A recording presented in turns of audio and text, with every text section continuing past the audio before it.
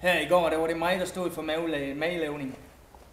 Og det var jo... her der var hasselbak, kartofler og rigtig gode grøntsager, og smås og det hele, og kød, det var... ja, det var godt nok hestekød, men det hele, det var simpelthen... Sagde du hest? Sagde du hest? Hvem er du?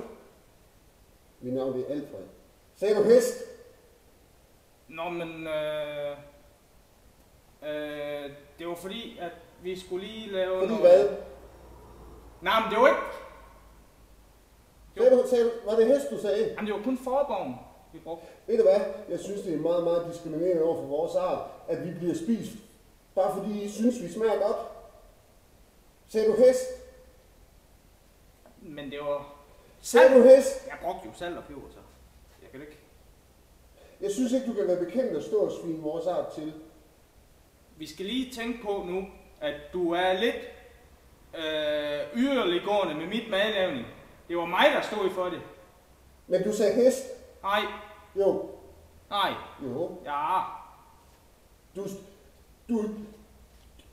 Du stod og sagde, at du havde lavet bøffer af hest. Jeg hørte det. Var det ikke Bambi, jeg sagde så? Au. Nej. Alfred, er det en, vi skal tage ud på græsplænen, den her nu?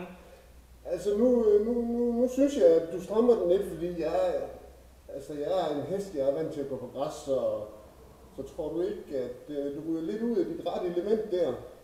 Det ved jeg da ikke, jeg er lige så stor dernede, som du er. Og det tror jeg fandme ikke på. Au. Det håber jeg ikke, for jeg er en hoppe.